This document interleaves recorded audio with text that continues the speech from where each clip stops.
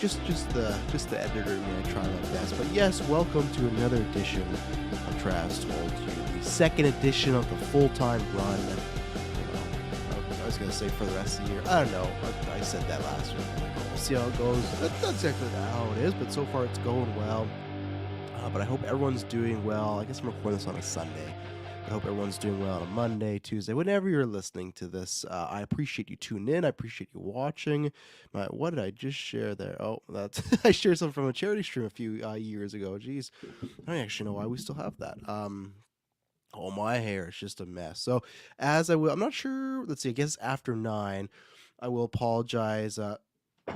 There you go. I will apologize if you heard me past couple days. I have been sick, so the voice is a little meh. You might get the occasional cough. I got some water. I'm messing up and stuff like that. I feel like I'm at least on the upswing, which is good. Energy's a lot better. Yesterday was the worst day. It was just when you wake up and your head's booming and you can't do anything. It was, oh man. But yeah, so it kind of sucked. It kind of ruined the weekend for me because I've mentioned this a few times. The weekend was just myself and my dog. The ladies, my lady Emily, the wife, she every year her and her friends get together and go to the cabin her parents own, and just like their high school friends to get together. So I was like, oh man, while they're gone, I can do this. I go to the gym. I can go see the menu, which I'll talk about in a bit, which I didn't see. I go get lunch with my sister, all this sort of stuff. And it just didn't happen because I was just bedridden. But the good thing is I started to feel bad on the Friday. So on Friday, Saturday, Sunday, my hope is by Monday I'm pretty good because I feel like if I can get sick on the weekend, then I can just rest. As long as there's nothing to do, I can just rest, bedridden, medicine it up. That's all I need. It's that when you get sick in the middle of the week, that's when it sucks. Because I feel like there's always the tipping point of, okay, you're sick, and then you can get worse or better. And I feel like I was at that point on Friday where, okay, I'm off. I can get better and just like rest a little bit and everything like that. But yeah, I guess fuck. My name is Trav Snell. I'm the Green Ranger today. Yeah, this is Trav's Told You. This is my solo show where I just talk about some news, anything I may have missed. I don't think I talked about anything. I think, geez, you can go check out. I was on 3 things. You can go check out the GUA monthly chat. You could go check out the After 9, or you could check out the vodka stream. Anything that I missed last week, I kind of talked about then, and now I got my topics for today. So we're talking about a whole bunch of stuff. But yeah, so I'm a little under the weather, you may hear. So if I have to sneeze or I have to blow my nose something, you'll get a nice starting soon. I keep saying this. I will soon create a be right back photo. I got the starting soon, so I need a be right back photo for these solo casts, right? But yeah, so it was a fun week. Other than the getting sick part, it was a fun weekend. Cause still, I'll talk about some of the movies I saw, whatnot. As far as okay, I was sick. That was a bummer, especially the gym. The gym is what I really because the gym, that's the hardest thing to do in my life, and I do have stuff at home, so that's what I do. But the gym I like to go to, but that's just hard to plan around, especially during winter. So that was a bummer, but whatever. As usual, head down the links below, and that has everything you need to know about what we do here, our audio, our video, our separate feeds, our podcast network, which has 8 shows, our Patreon, which you get episodes ad-free, exclusive, and early. You can vote on certain things. You can join After 9, which was a very fun one this week. We had a good number of people. Actually, the last 2 have been we've had a few people, which is it's always fun. It's great catching up with the patrons. We really appreciate because they support us, and it's just now. God, we're coming on. I don't know when we started this After 9 concept, but it's just I just know everybody so well, and it's fun to be able to catch up with them and talk with everybody. And it was a good time. The last half an hour, 45 minutes, just developed into letterbox comparing and stuff like that, which is par for the course at the end of the year. Maybe next one's gonna be Christmas themed. So I love doing those shows. Like I said, that's usually my favorite time of the month when we can get the people joining. If it just ends up just being me and the guys, it's still a fun time. But, I talk to those fuckers every day, and stuff like that. This week, look out for lots of stuff on side quests. I think, my hair, that's what I was talking about. It just has it just looks like a wig right now because I didn't get to get it cut because I was sick. What was I going to say? This week there's multiple Call of Duty reviews for the game and Warzone. The holiday special is going to be happening. Knives Out's happening. So there's lots of good stuff happening this week. You want to subscribe, and we really appreciate that.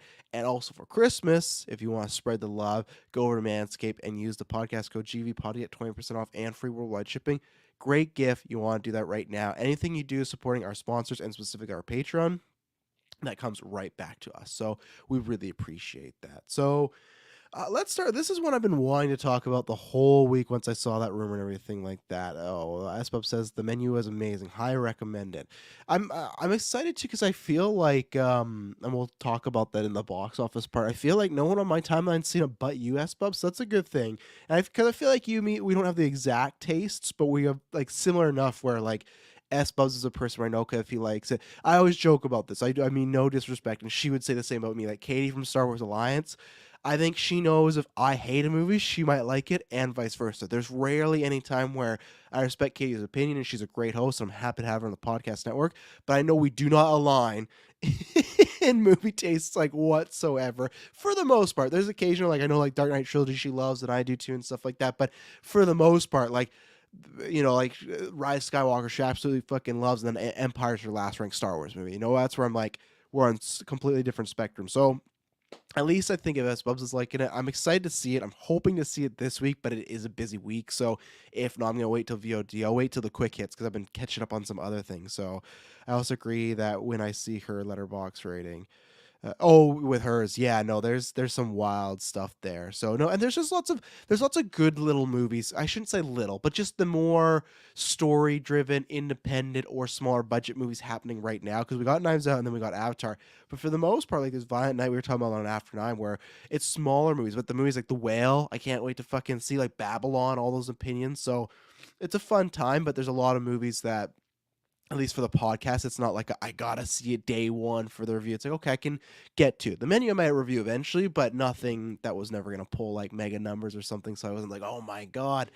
But speaking of mega numbers, I guess let's talk about the Batman. So the Batman, this is kind of a twofer. So I'm kind of folding them into one topic, but we'll talk about what Zazoff said and a little bit about the three Batmans, and then we'll talk about this rumor. So um, this had come out earlier this week, and this is why I do on Travis Told You because, if I did on GeekVerse, I'd just be explaining who Hush is, and I will explain, like, eventually have to explain that to the GV listeners, or sorry, the GV hosts and stuff like that.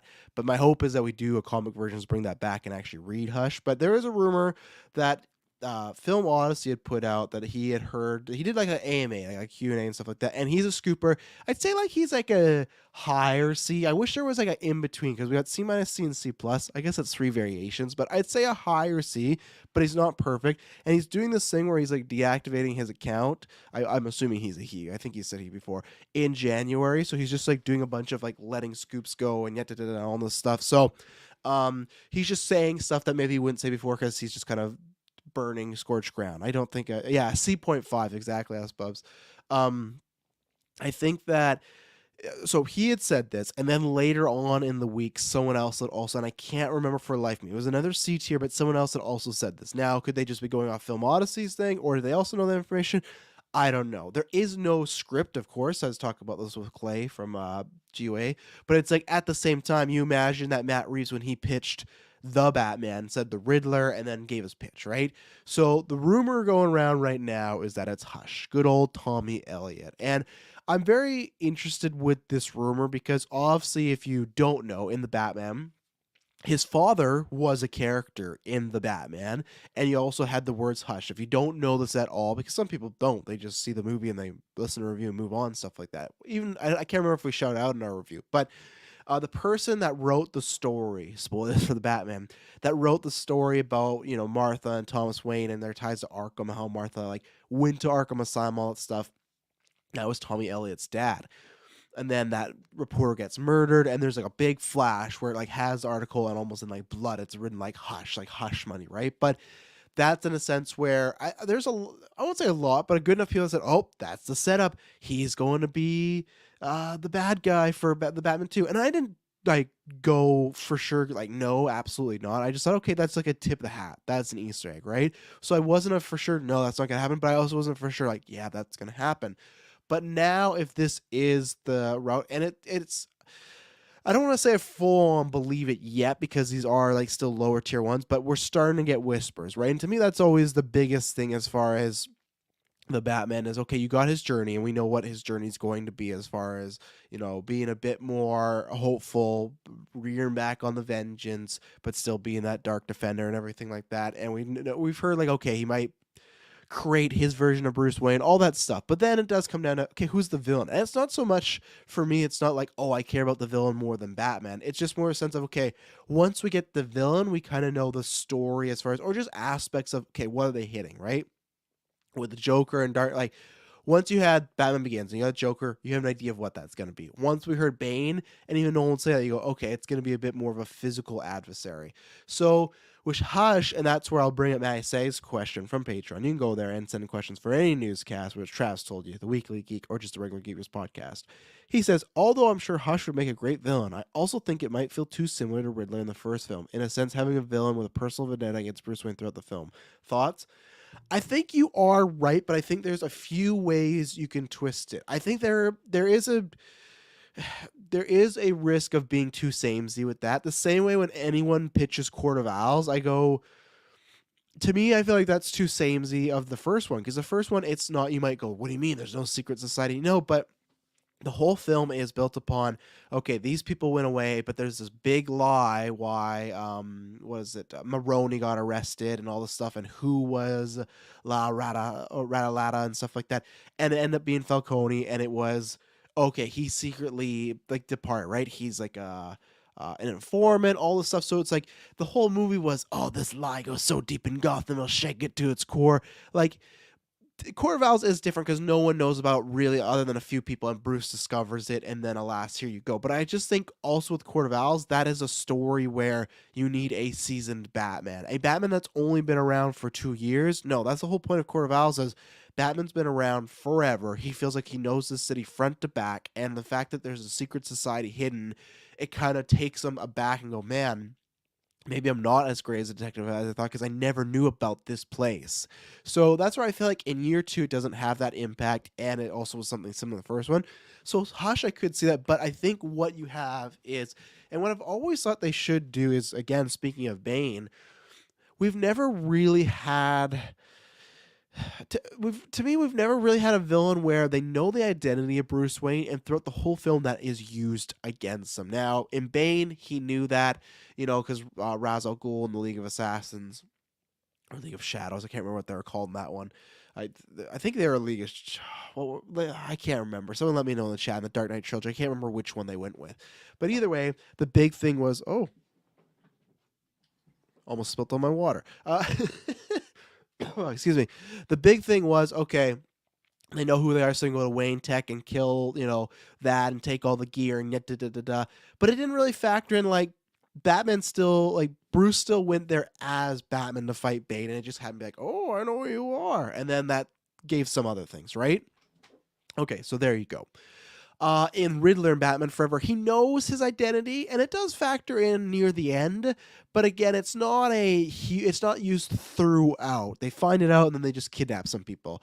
What I thought is, if you were to have a villain from the get-go that knows that Batman is Bruce, which they have done with Hush many times, that he knows the identity, whether he figures out, there's one point he goes in a Lazarus pit and he has like this moment of clarity.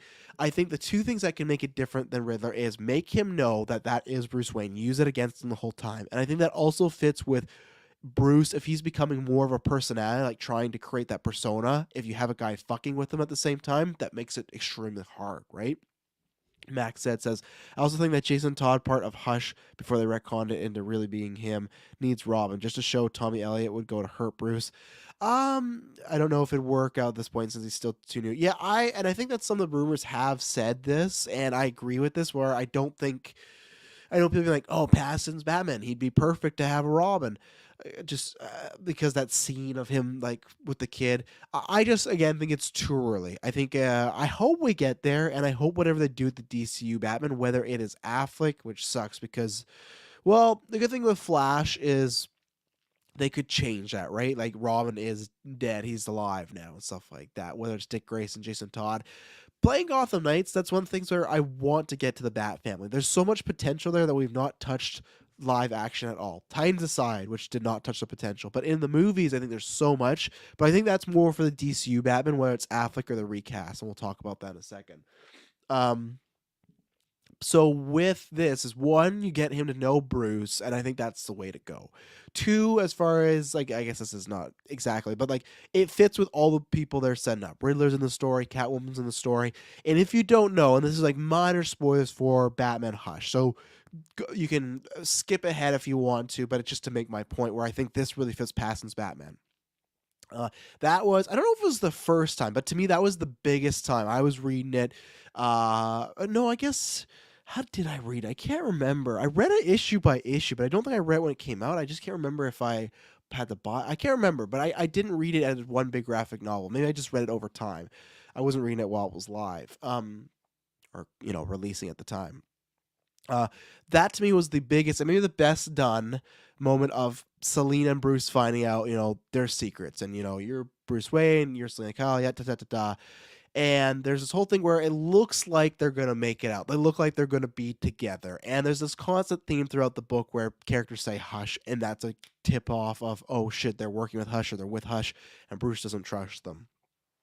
At the end of the story, they've been through the shit. They look like they're happy. They look like they're actually about to get it on. Like, it looks like, man, Bruce and Selina might make it. They know each other's secret. They're in love. They can do this. And then she, in a conversation, just says the word hush to him, like in a whisper. And they leave it, which I think they've kind of answered that she wasn't with Hush. They leave it as like, was she with Hush? Was she not? But to me, the more semblance of that story is she says that, and Bruce freaks the fuck out. Bruce is like, he pushes her aside, and like he can't trust her. And Selina kind of realizes, like, okay, he thinks I might be with Tommy Elliott, work with Tommy Elliott. It's not going to work out here. And they leave. And to me, it's more her leaving to be like, eventually he's going to realize he's a fucking idiot and he made a mistake.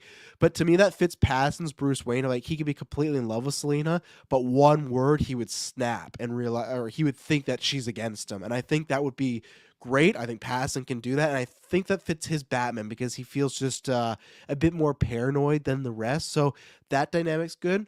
The second dynamic that I think you can make it different than Riddler. Now, you did have literally a photo of them as kids together, right? In that orphanage announcement. I think what you can do is have that personal connection. And it's going to be different though, right? Because in the comic books, at times they were friends when they were kids. They didn't really give that semblance as far as in the Batman, the writer. It wasn't like, oh, that was the dad of, my friend. But they could just rework that and put that in there. Bruce just maybe didn't talk about that at that point, right? Maybe that's why it's even more darker because he killed the dad of one of his friends. Now, Tommy Elliott, like in the comics, lots of times it's looked at like, oh, it's something tragic things happened to his parents, but he's maybe the responsible for some of that, right? Um, I think you could play up them having some sort of dynamic as children. I think that's a different with Riddler. Like, okay, Riddler was the jealous looking at him from afar, being like, oh, the orphan billionaire, how sad. This to me is different because you could have one, a connection between the villain and the hero of not just hey bad guy good guy, and two, you could use that again with what I talked about the earlier Bruce Wayne stuff for him to know him, mess with him, stuff like that, and them being friendly as kids could maybe tip him off to that's why Bruce is Batman. He knows that and stuff like that, right? So I think there's lots of things you could do with Hush, and I think that's the best. I won't say the best route to go because there's lots of routes, but I think with the world they're setting up, it's a one of the top tier routes to go. Even in Film Odyssey, it said like, "Hey, I'm not hearing anything about Mister Freeze." Same thing to me. Freeze, Court of Owls. Like, I just didn't believe any of these. They just felt like too fantastical. Again, anybody other than Clayface, which I still think there's a way you can do that non-fantastical. We've not heard rumors of anybody in that sort of sense, right? And I just think that's the world that they're creating, very much like Nolan and stuff like that, right? And then I think that this would literally make it so Joker is the third villain in Batman because I feel like he's introduced, he's in there for a reason. I think there's a chance he's in the Arkham show, has a scene in Batman 2, without Batman 2, the Batman Hush, whatever they want to call it, but I think that sets him up for a third, which so many people pitch, right? Like, oh, you gotta leave the Joker to third, Joker third. Sure, I don't really care as long as it's a good Batman Joker story. Sure, I don't care when you do it. I don't even care if you do it in the sequel because people go, oh, it's just like the Dark Knight. But if the story dictates it, then do them, right? So uh, that's like our first ad break, and then we're just gonna be talking back quickly about some Batman news with Zaslav and the four Batmans. We'll be right back.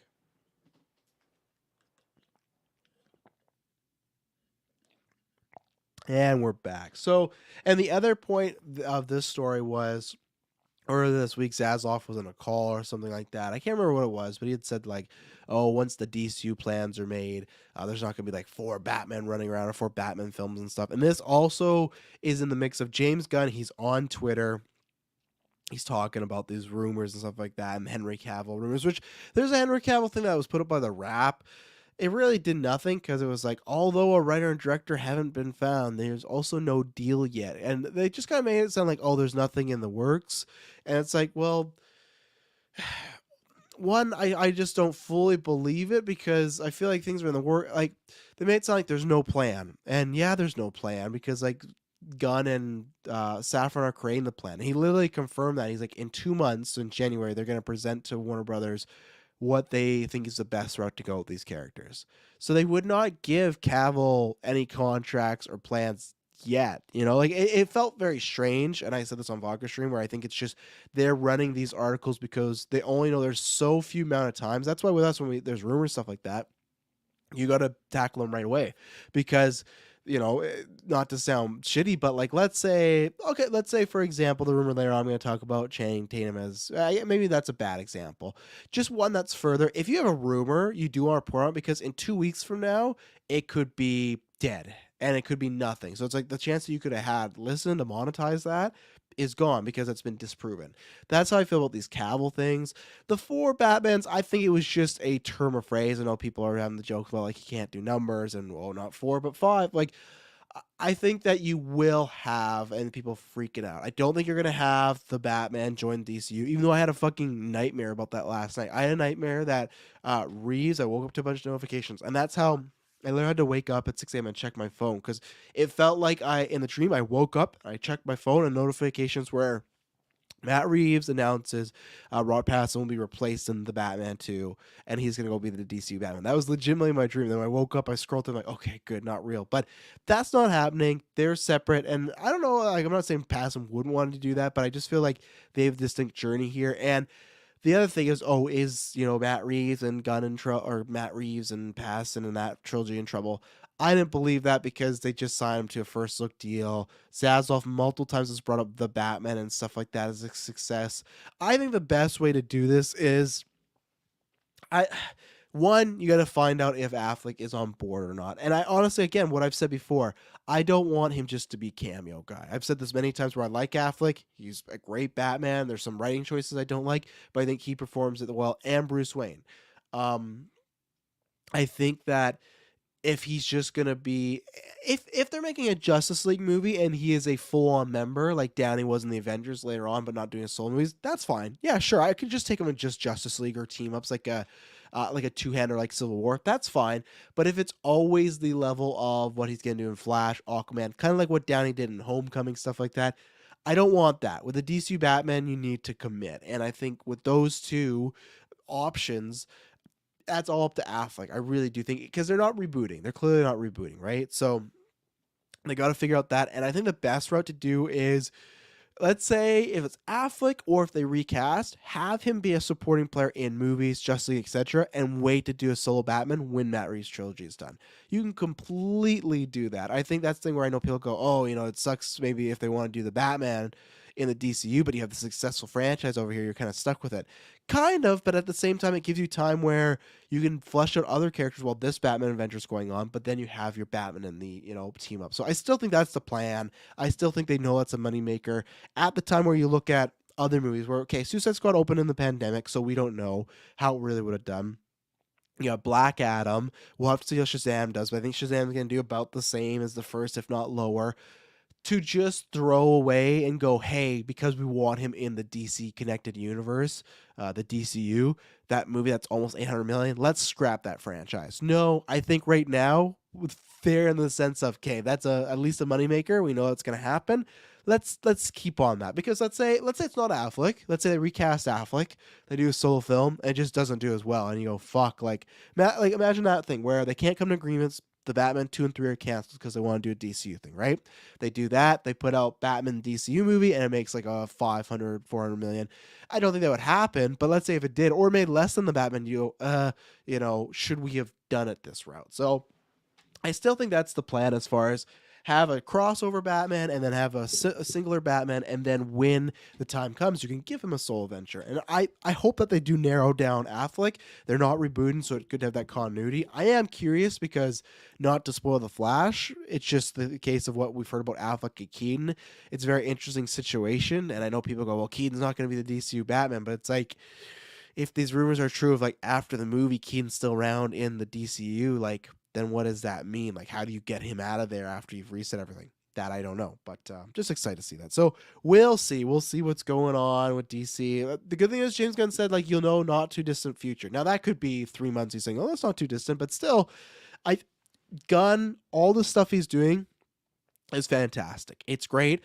I wonder how long he'll go on because he's answering scoops and stuff and said like, hey, people reporting about DCU rumors and Batman, he literally said, unless they have a wiretap to me and Peter's phone, they don't know shit. So that's why literally right now, I'd say until about February, all these DC rumors you're going to hear, take them with a huge grain of salt. Will I talk about them? Absolutely. And to me, like the Hush Batman one, that makes more sense because that was prior to James Gunn, right?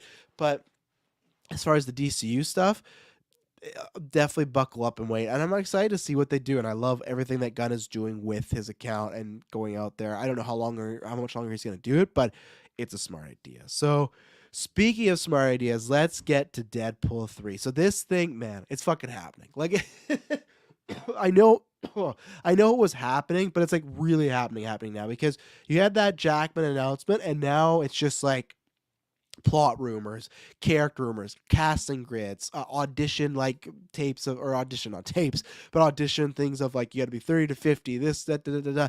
Like it's fucking going, and I just love it. Now again, now the big question is gonna be: is it rated R or not? Will they stick to it? Again, I don't care. I've always been someone that says Deadpool can be PG-13. Majority of the time, he is PG-13. Espip says you can finally believe it's happening. Yeah, honestly though, I did once the Jackman thing happened, I was fully on board there because they had always said, oh, we had Deadpool 3 and Feige, but the problem to me was it was never on the fucking phase grids. Like it was never on the slates and stuff like that, right? So it was one of these things like, yeah, we're doing it. I just always compare it to a guy or girl that you're going to go get lunch or dinner with, and they keep delaying. And everyone knows if you're single, you've played those games, like, are they delaying because they really don't want to go, or are they delaying because they are legitimately busy? Be careful out there, single ladies and men. I think there's times in the past I screwed myself where you go, oh no, maybe they were interested, and it was just, you read it wrong, right? And that's where I was, again, here, reading it wrong, because you never know. And that's where it's like, it's easy to say, but it was never a thing. Jackman got announced, I believed it, but now I really believe it, because rumors, casting grids, etc. So there's 2 rumors going around right now. Let's start with the first one that I pitched again on Vodka Stream. I was on the week when it got announced, and everyone was talking about their fun theories, this and that. And I said, for me, I don't care. I just want Ryan Reynolds and Hugh Jackman. Never thought I was going to get it. I'm getting it. I don't need any other cameos. I don't need anything. Just those 2 in a car playing those characters for 2 hours. Good enough for me. Now there's all this stuff like it's a multiverse road trip movie and the Fantastic Four might be in it yet. Da, da, da, da. Cool, all great, but that's fine. But the one thing I did pitch hard, and I said what they got to do, and I think it's very realistic, is you got to get Channing Tatum. Because he was in Free Guy, and well, they were both in, what was it? What was it? They're both in Bullet Train and stuff like that. There's a few times where they have crossed paths, and I feel like they're clearly friends, and they're clearly maybe same agency camp, or they work together well, and it feels like they want to do something together. They're in that group of people, right? So, for me, this was a rumor that Daniel RPK set out that the idea is to have Channing Tatum in this movie, but it's not for sure he would be Gambit. So I think there's 3 routes you could go. You could have him just as Gambit, which I think is fun. I think they should do that, because if Feige legitimately has no interest in casting Channing Tatum as Gambit, and I don't think that will happen, by the time they do it, the age might be different, and fucking get Austin Butler, please, before DCU gets him as Oliver Queen or something. Get Austin Butler.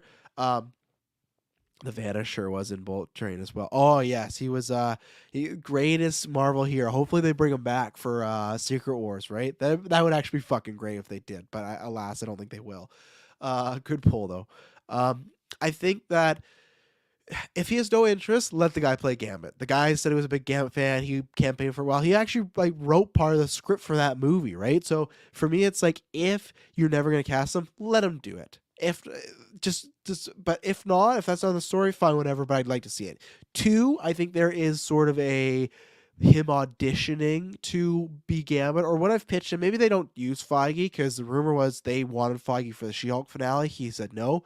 That's two things. Either he wanted to save himself for Deadpool, or he has no interest being on screen. So whoever it might be, even if it's the director, I think Channing Tatum like pitching why he should be in this movie, like inside the movie as a fourth wall break, would be great.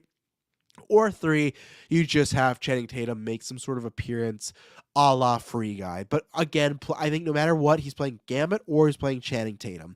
I would also love it too if he played Gambit, but in a, some people might not like this, but in a Thor Ragnarok, Thor Love and Thunder sort of sense where it's very cheesy and over the top and stuff like that. So there's lots of routes, but I think that's going to happen. I think that's a given. I think that's just a done deal. I really do, just based off the history. They will make it happen. I hope for his sake it's Gambit. I would love it if they go to different universes and there is a, fuck, even if you went to a universe and there was like a 92 X-Men universe, but live action, and you have him there in the getup and stuff. I think there's tons of fun moments with this. And this movie sounds like it's going to be great.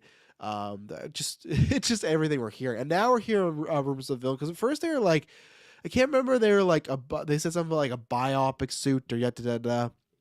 Can't remember what the description was, but now there's been more coming out about this villain, and they're cast like 30s to 50s, which to me it doesn't matter. This villain could be a 70-year-old, like unless they're gonna show him in human form. But right now, the rumors going around is Danger.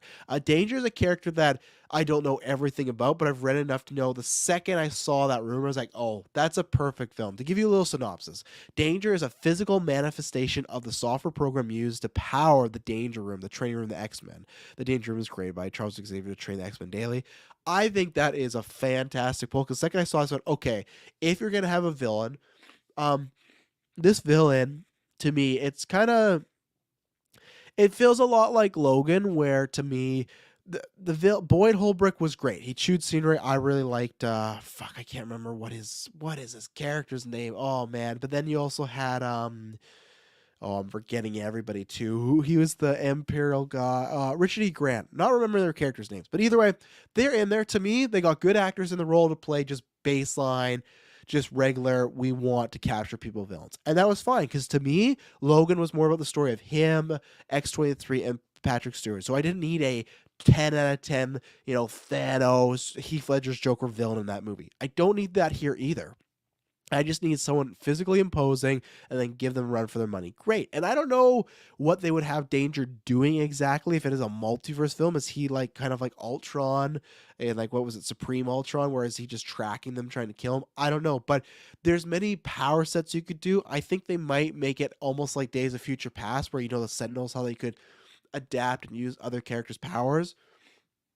Because he's the Danger Room, you could literally make it that he's trained with all these X-Men and he has all these powers, right? And I think that's great, especially for characters that both don't die. You could make them get fucked up in really cool ways, especially as rated R, right? So I think that is a perfect kind of foe for these two to be fighting. Just pretty much make it the Terminator, just make it the Terminator after these two.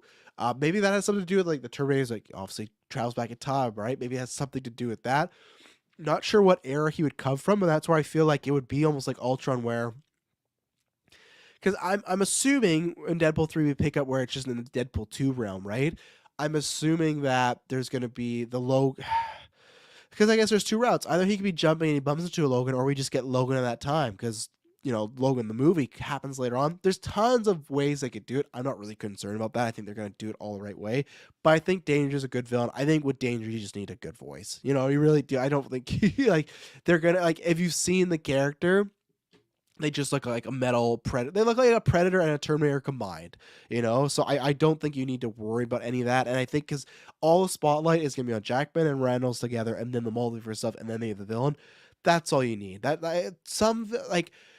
The whole, because to me, I don't subscribe anymore to Marvel has a villain problem. They really don't. They did in phase 1 to 2. There was the odd one here that was good. Phase 3 was getting better. Phase 4, they put that away. You got Win Wu. You got Wanda. You got Namor, you got who else in there? Green Goblin, who even though it was just like evil, but it was like a really well done evil, right? Like they've had so many, and there's even been other ones that are just like good. It's not. We're hopefully most time out of the Yellow Jacket era. Internals was blah. But like most part, they're good. So SOS, I don't really know that character, but it can create simulations like the Danger Room itself. Because if it can, I can get like a Deadpool and Wolverine versus Deadpool Wolverine. That would be fun. I'm not. I feel like it can in a sense because I've seen panels. Like I said, I've read the character, but never like a fuck. I know every run of Danger. No, I just know it enough. Like okay, that's a powerful motherfucker. So I'm not sure, but you could do that, and I'm not sure if you would do different color, like costumes. I don't know if you get different actors.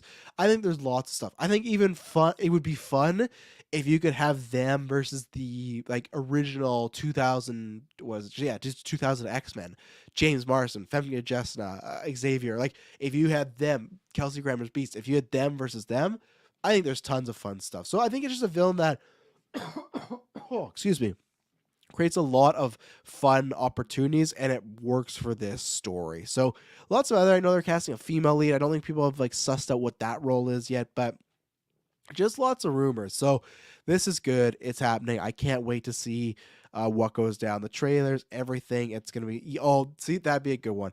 Deadpool and Wolverine versus X-Men Origins Deadpool. I don't think, honestly, that's out of the realm of possibility. I think it was Brent and Chris talking about this on Marvel Alliance. That if like let's say he goes there to fix the timeline and that's where Mobius pops up of like, hey, you can't do this, like this is supposed to be the Deadpool in this version. You could do something where they're both around in that era and they do have to fight Barakapool. Like I think that'd be great. Or like you have, or like when you're pitching, you just have Danger simulated or turn into that or whatever. Because like Danger's a character, you could kind of do whatever you want with him. I don't think comic book fans are gonna get mad. There'll be like two people like, you changed this about Danger, but like if you could literally have him kind of morph like the T1000 into Barakapool, fuck man, that'd be outstanding. I think that would be great. So lots of potential there. It's gonna be good stuff. So speaking of potential, let's talk about Thunderbolts. So Thunderbolts, same thing. You can tell there's been all the stuff right of they're rewriting, which to me it's like cool, like like I get like people post these as scoops, but it's just like you could say that about Marvel at any point. You know, like they're rewriting on the fucking dime, like right up to schedules. And that's been there's a report lately that I think it was with Echo that a lot of people want that in Marvel Studios in-house want that to change of just so much. And I think it came with Marvel Animation too of like the changes gotta stop. And I get it, right? I get it. That's one of the reasons I point out is like, oh, because of leaks, they really were and stuff like that. At the end of the day, leaks don't fucking matter. As fans, us on the internet, you listen to this podcast, me hosting the show, it matters to us because we're consuming this thing all the time. And for the most part, I can read rumors, and to me, it's not ruined. If it's like Toby and Andrew, when I saw, because of course I saw the camping picture years ago, that didn't ruin it because everyone had said they were in it, every scooper, so it's like, okay, that kind of confirms it. But for me, it was like, okay, they're in it. What's the story? The only ones I don't want is story details, so someone dying, stuff like that. Or if it's like a mini cameo, like something very minor, like this wasn't a big deal, but like look at Free Guy when Chris Evans had that cameo, like holy shit, and the shield came up. If they do something like that with Marvel, that's what I don't want to know. I can't think of a great Marvel equivalent right now, of course, because I'm on the spot. But for me, those leaks don't really bug me because like, okay, cool. Would I've loved to been in the theater and not know about Toby and Andrew, just have this like orgasmic moment? Sure, but at the same time, this is literally a job. This is a small business, so it's like that comes with the territory. I could log off. I thought about that the other day. If Twitter did die, it's like, man, that's where I get all my news. Like, as I say, unless it's wrestling, I'm not on Twitter that much. And that's where it's like the only time I really respond is I got the chats or I have notifications on for a couple scoopers and discussing film. So that's why most of the time when you see my tweets, it'll be about those because I get notified about those. Other times I'm not scrolling unless I'm bored. But I did think about them like, fuck, if Twitter goes down, like what am I going to use as my like direct source of news that just like updates me right away, you know? And that's what there was almost to like a sense of peace that came over me too because I'm like, man, it would just be like nothing. Like it would just be, but of course for this job, I want it easiest because I can literally scroll down my notification. Okay, this news story, this news story.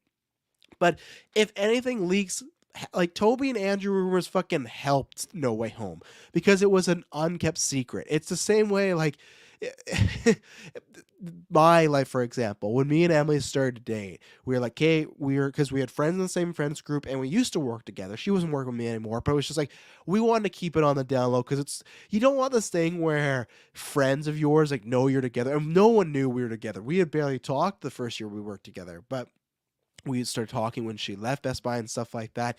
And we just didn't want this thing of the friends group kind of getting in the way of like, oh, it's so great you're together, you're friends and we're friends. Like now you're a couple. That's all. You didn't want like to me. We didn't want like them kind of forcing like we're like only 3 weeks into this. Like let us figure it out. But then at that point, it was this thing of one person saw us at a superstore, one person saw us there. So then at work, it became like an unkept secret. So it's like once we announced it, everyone knew, but they're happy for us. That was the same way with Andrew and Toby, where everyone fucking knew. Even the GA knew because like Andrew's getting asked about it. Even on my radio show, like my local radio show, they're talking about like there's all these rumors. But that helped it because it wasn't confirmed. Same thing in wrestling when CM Punk was coming back. We all knew, but we didn't know. And that's the thing that helps with the leak. Now, because they're in the story, that's fine. Something SWEP says like Damon and Ragnarok. Yes, but I think a better example is Luke Skywalker Mando Season 2. He was supposed to play a vital part of the story, and they fucked that up in Boba, but that's a whole nother story. But either way, for that finale, he plays a vital part, but he's only in it for like 2 to 5 minutes. That's something I'm happy that wasn't spoiled for me, because that was like the holy shit. But if it was like a whole Luke Skywalker episode and he was part of the story, then you go, okay, that's fine, because it's not like that just like sudden surprise return. So anyways, where I'm getting to with this Hyperion stuff and the rewrites is some of the people are complaining like, hey, we'd like a more solid plan with so many projects. And that's part of the rumors that they're trying to take in these complaints and maybe going to do that, but for the next like saga, not for this one. And because they said like they're just kind of too far along, and I don't know what these rumors. The other thing was just like lots of people feel like they took on more than they could chew, and they also just what was I gonna say? They've been in production too long that they can't step back now and go like, let's write scripts, let's do that. It's like the cart's already gone before the horse, or whatever that expression is. Probably fucked it up.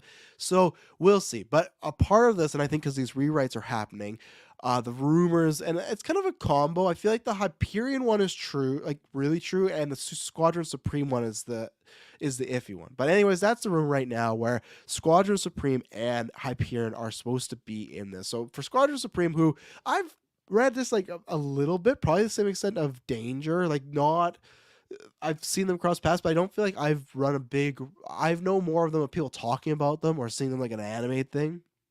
I feel like they may be just a one-off, but the history of Squadron Supreme is the Squadron Supreme of America was a team of superheroes created by the demon Mephisto. There you go, Mephisto confirmed, and programmed by Power Elite to act as the United States of America's first line of defense. Let's see, and that role that once belonged to the Avengers, Phil Coulson acted as a liaison, taking that from the Marvel database, right? And Hyperion is just Marvel's version in of Superman, right? And that's what says so like Ahsoka and Mando too. Yeah, that one didn't bug me because sure her opening was a surprise, but then the whole episode she was in it, she came back. Like that's where it, like to me I was kind of fine with that one. And to me like I love Ahsoka, but Luke Skywalker is the much bigger surprise. So Thunderbolt, like this Squadron Supreme rumor does fit with Thunderbolts because I feel it's kind of like what Chris has pitched about this, as far as they are going to be used as the government's replacement to the Suicide Squad. Fucking S-Bubs in the chat screwed me up. To the Avengers, because I guess I don't know. Like that's the thing. I wish, and maybe Thunderbolts will do this. I think that's been one mistake. I'm not those people that Phase 4, there's issues, and they got no. The movies are doing well. They're making tons of money. Sure is like there's that poll that went out like, are people a little fatigued? Maybe I could believe that, but we'll talk about Wakanda forever. These movies are still making bank. They're still like the top of the box office. So maybe the hype's not as big as it once was, but it's still just minorly down. But I do think a mistake is I feel like we need more establishment already of like what has happened to the Avengers, just as a unit. Like, are they together? Are they not? Because I feel like there's times where it feels like, oh, there is a team, we just haven't met them, or there's not a team. I'd prefer not a team so we could meet them, but alas, we haven't got that confirmed. And maybe that will do this. So I feel like it's interesting because Thunderbolts is gonna have Val. She's in the concept art, right? And to me, the Squadron Supreme pitch sounds like it's gonna be. I don't think Mephisto. It would be her setting that up and then you got the Thunderbolts on the side, right? But if she's setting up the Thunderbolts, like who's setting up Squadron Supreme? Maybe it's the new President Thunderbolt Ross. I don't know. That sounds a little iffy. I don't mind the team versus team aspect. That could be fun. But the big kind of story about this is that they are planning on doing their evil Superman. Now, oh boy. Evil Superman. I don't know who started it. I was talking about that today because it did happen in BVS, but I feel like Injustice was the first one to really, really do it. I know, okay, also we saw like Evil Superman in the original Superman movies, but I mean like this idea of the pitch of, okay, what if we do Superman, but he's bad, right? And Injustice did that BVS. I feel like I don't know if BVS was a start, and maybe it could be. I'm not saying it's not, just because Injustice was big, but not like GA big, right? But either way, sometime in like 2014 to 2016, it's become all the rage to do, hey, that pitch, right? Superman, but what if he's bad? We've got Injustice, we've got Superman in BVS, which is he's not bad, but they show the shades of it, right? What could be. You got Eternals with Icarus. You have Invincible, Metro Man, and then you got Homelander and the boys. Right? It's happened a lot, and it is funny because this is a team where they have some super soldiers on there, but still, it's a team where a lot of them are just like the guns people. I love the team because of the dynamics of them, but as far as a team that could take down a Superman type in the Marvel world, not really the best team. And maybe that's the point of story. Maybe they can't do it. That's why it's okay, we need someone higher power. I think they'll find a way, and it's a bunch of misfits. But how do I feel about this? I don't know. I'm not at the point of being over it yet, and Ben Affleck's Dream Superman's pure evil. Oh yeah, 100%. But it's just because like I was just saying that wasn't the main version of it, Hines. But with that Justice League, they've alluded to it, so it's definitely. I could say I'd have to go back if someone gave me an example before 2016, unless Snyder was the first one to do it. Really, I think it's still basing off Injustice, but still, I'm not over the evil Superman trope, but I think I'm there. Like, I think I am kind of done with it, which is kind of it's annoying that I don't know if it's gonna happen. But if Snyder ever does his follow up to Zack Snyder's Justice League, whether it's animated film, graphic novel, or he gets to actually do the films, I feel like by the time he does it, unfortunately, I'd kind of be over it because it's just like we've seen it so much. It's been done so much in media now where I feel, and I do feel that Homelander is the best version of that, really, as far as making a interesting character as well. Um, and right now, Daniel RFK tweeted out that there's two people in the running, Alexander Skarsgård and Ryan Gosling. Both are fun choices. Yeah, Smallville touched on it with Color of Kryptonite. Yeah, I guess they did. That was so long ago. To me, it's just like, and people watch Smallville. I just feel like there's something in 2015, 2016, or maybe that's just a point where a bunch of writers at the same time are like, I want to do this story. But those two choices, great choices. And to me, Skarsgård is fun because he was in the running for Cap, so it'd be kind of fun to run it back. And he has the long hair. I think he looks the most like Hyperion. I don't know if Gosling in the wig is something I want, but alas, they don't have to do the wig, I guess. But alas, Gosling makes sense as well because I know he says he wants to play Ghost Rider, but he, if you look back early, talking about that 2015, 2016 era, the rumors were that the top pick and the person that they went to the role first for Suicide Squad Joker was Gosling. And apparently, it's much like Joaquin with Doctor Strange, where he was all on board, sounded like it was a go, and then it was like, okay, and now we want you to sign this multi-year contract. And it was like, I don't know about that. And Gosling, to me, I don't know if he's memeing, but I've always said why Ghost Rider would make sense is because he would go and make maybe a couple appearances and he could just be a voice. Like he'd get the Vin Diesel, Bradley Cooper route. I don't think Gosling is a multi-contract guy. And to me, Hyperion would be, I think, a one and done. So I think Gosling is a better choice as far as, okay, sounds bad. I think Gosling's a better actor than Skarsgård, but Skarsgård is good and he was great in The Northman. But I think Gosling is good because he has more of that clean-cut good guy image. I think he's someone I want to see more take that round, be bad and stuff like that. I could see Gosling as one that pretends to be good as evil, Skarsgård pure evil one. So I think both work 100%. I think like Skarsgård could play a charismatic, like I'm pretending to be good, but Gosling just has that. I feel like he has, how people say some people have a face you want to punch. He has the reverse where he's a face you just want to kiss or just look at. Like he just looks like a happy guy. So if he's like the evil Superman, I still don't think Gosling's gonna happen. I think it would be Skarsgård. I think Gosling's gonna do it. Whether it's Marvel DC, he's gonna scratch that itch at some point, the way Gyllenhaal did.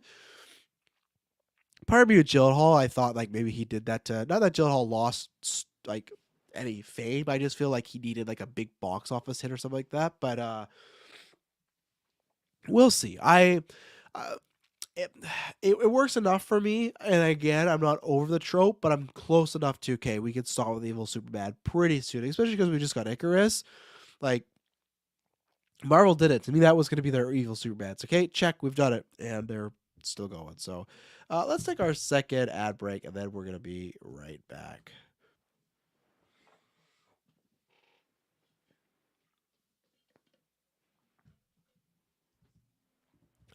And we're back. So a bit more of the quick hits.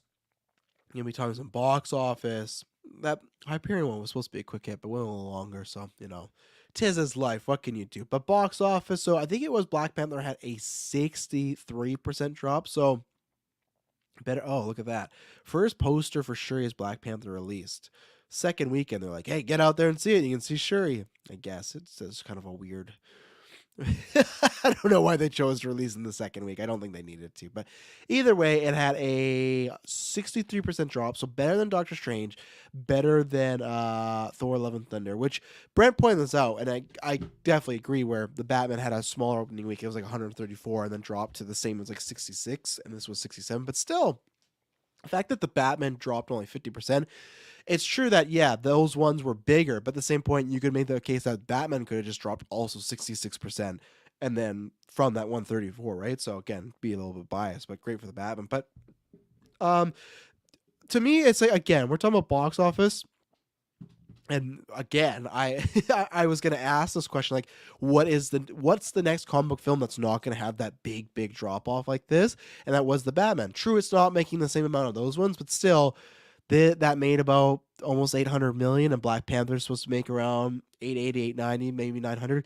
I think it's gonna cross it. Now, this sounds like a broken record, but I'm like, oh, I'm excited to see the third week drop. I am, because for the next 3 weeks, there is, I won't say nothing, but it's very small amount. Like Avatar is like what, December? I'm gonna go to First Showing. First Showing is the best website for this stuff, but Avatar, what? It's like the 16th or something like that. Next week you got Strange Worlds, which I talked about in GA. They're fucking not promoting that at all. Do I?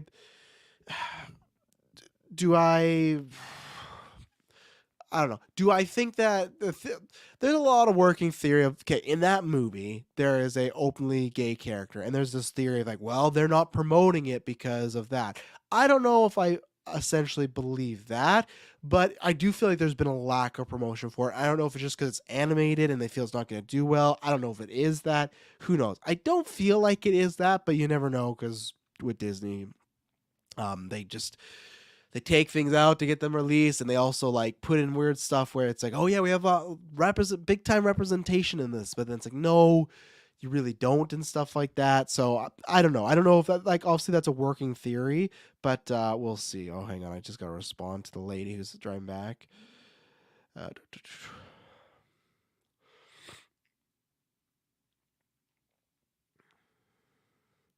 But anyway, so what is coming out here? Sorry about that. Bones and All, Devotion, Fablesman, Glass Onion, Violent Night.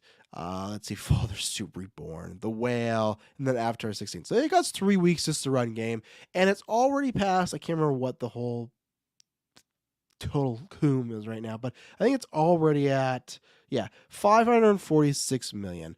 Already $500 million in 2 weekends. It's fine. And it's going to keep trucking along, because Strange Worlds will take, I don't even think, a big chunk. Like, I think Black Panther has a good chance. Knives Out, I'm very curious about to see what it does in just a limited theatrical, because let's take a look at Knives Out first weekend here.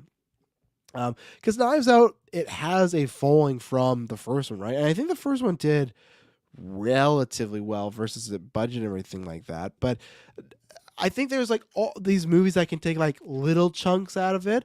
But if anything, I think it's just they go to the box office. Let's say so. It made 312 million, not bad. And then what did it make opening weekend here? I think there are movies that take like little chunks out of it. So 26. Okay, so yeah, 26. Ah, do I feel? I feel like he could do. I don't know about Knives. I feel like I could do about that. I feel like he could be in that 20 range, but I feel like they just make movies that like make little chunks and everything like that. And it also just made me remind people like, hey, I haven't seen Wakanda Forever one with here, and they might go back and see it. You got Thanksgiving this weekend, which is coming up, so holiday for the state. So I still think it's gonna hit 900 million just for the lack of stuff that's out. Next weekend will be interesting though, because this kind of had a little bit better than, and it released in November. Okay, there you go. So first night I was theater and I saw it in January. Yeah, it was running for a while, so it's not gonna obviously make not gonna make what Knives Out made in total in that 1 week. But I'm just interested to see, are people gonna come back for it? Because I still feel like the star power is about the same. If not anything, I feel like if Knives Out 2 might be like a little bit bigger with Norden and Batista in there and stuff like that. But alas, I Wakanda Forever is going to do well. I'm excited to see how it does third week, because the second week, okay, had like a little bit better drop than the other ones, but still had that bigger drop. I'm interested to see in the future what's going to be the first superhero film that has that Black Panther, like the first one run, or even like Top Gun, where maybe it won't happen. People have had that theory that they're just bottleneck and they make most of their money in the first 3 weekends and that just kind of trickles in, right? I thought Black Panther might have a chance to have that lower dropping and really good word of mouth. I think the word of mouth is still really strong, but definitely not like the first one. So other films, The Menu made 900 million, so just like a little below like what I think 10 million was the projection. So you're fine. The Chosen, I think that's like a Jesus movie. I don't know. Black Adam at 4.5 with 157 million just domestic. We'll see if it gets that fucking. We'll see if it gets that sequel. You know what's really impressive though, for a movie that I do not like, and I do not think it's good. I have it ranked very low. People love it though. Is Smile, but Smile dropped on Paramount Plus last week. You can stream it. It's been out for a while. Halloween's definitely over. Still number 10, made 1.15 million. They might go, oh, just 1.15, but still, for a little horror movie that you can stream right now, that it's not October anymore, people are still going to see it. That's a fucking hit. That's a mega hit versus for their budget. Their budget's like what, like 15 million or something like that. Even domestic, it made 104. Like, what a success story that is. I don't love the film, but I love seeing horror and like little projects succeed like that. And still, 1.5 in this box office, really good. So another movie is or not another movie, just a few quick hits as far as things that I saw this weekend. If you're a Bowie fan, please go watch Moon Age Daydream. I saw on VOD. I did not get to see it because they released it only for a small time while I was here, or sort of while I was camping. So it was a documentary, so they're not gonna have it going long. But if you ever saw a Montage of Heck, that was a Kurt Cobain documentary. It's a documentary, but it's like a visual guide. It's a visual smorgasbord where you have them singing, lots of animated illustrations. You still get real footage of the people, the bands, etc., their story. They're telling the story, but it's in a very trippy, very artsy sort of way. Like I said, it's a visual guide. That's the way it is, like Bowie's life, and it's phenomenal. I haven't ranked it yet on Letterboxd. It might be in my top 10. Honestly, it's really good, and I love this documentary's style of these sort of things. So the other film I saw was Spirited. I had said this multiple times where I wasn't sure how Ryan Reynolds and Will Ferrell were gonna do as a duo. I thought they might like kind of. I Nails on Chalkboard is too much to say, but I just thought that, I don't know. There's some styles that don't mix, and they really mixed well. And I actually really enjoyed the film. There's a lot more musical than I thought. I had heard about that a couple days ago. That's the musical. I think the musical aspect is not the greatest, and I'm not a musical fan, but I don't think the music is like great. Like I think it's all just kind of fine and serves well. And both Reynolds and Farrell aren't singers, so they're doing their best. But it's, I think, going to become a yearly watch. I'm a sucker for Christmas Carol, and I love the spins that they did on it here. I actually did think they had good chemistry. It's not like a perfect 5 out of 5, 10 out of 10 movie. I think on Letterboxd, I'd give it like a 3.5 or a 4 or something like that. But I really enjoyed it. And as far as like Christmas Carol that's been done a bunch, this is a fun spin on it. So if you like those actors and you like Christmas Carol, go see that. Or go watch it. It's on Apple Plus. But check it out. It was a good time. If you're looking for a Christmas movie, I would recommend it. It surprised me how much I actually liked it because there's actually a bit more emotional stuff too. I know you might go, oh, Christmas Carol, of course, but I feel like there's times where they lay back and it's not always a joke per minute, which I kind of thought would happen. So, yeah, you can go check that out. Let's see what else. Oh, and then of course, cause my name and stuff like that. Uh, Jason David Frank. So, uh, it's a shitty situation, right? And as lots of people have shared, like, follow, donate, AFSB. If you ever feel like you're gonna take your own life, or you feel like you're in danger of doing that, or you just need help, if you've ever thought about that, like seriously thought about that, definitely go get help because I guarantee you, if you're a good person, there's people that don't want you gone, and there's people that are willing to help. And not saying like, oh, if it doesn't work, don't do that. You should never do that. That is not the option. But at least for sure, try and go get some help first from people you love and stuff like that. Because I think that is, I don't know if it's been confirmed. That's suicide's the reported cause of death for Jason David Frank. And I feel like people might hear that name and like, oh, who is that? But it sounds familiar. If you don't know, he was in the original Mighty Morphin Power Rangers. He played the Green Ranger, which turned the White Ranger, and then he played like a bunch of variations of them and stuff like that. This one, it hurts in a little bit, not the same way Conroy or Conroy. That one got me emotional. This was this sucks because one, it's obviously goes a bit earlier than you should want someone to go, and it is from a sickness is very sad, but suicide is just almost sadder because it's like if there's somebody that was around, could have helped them, there's a chance it goes away. Where cancer, unfortunately, fuck cancer, but once it got to you, it might have you, right? And there's nothing you can really do. But with this, like, all I have to say is I don't have much because, I was a massive, massive Power Ranger fan as a kid. And that's why, Clay goes, oh, I don't listen to Ranger Alliance. First of all, I did for the first few episodes because anything on the podcast now, I got to make sure, okay, people know what they're talking about. Are they good at host and they're not shit? Okay, good. But second of all, other than, like I said, Marvel Alliance I listen to because I edit.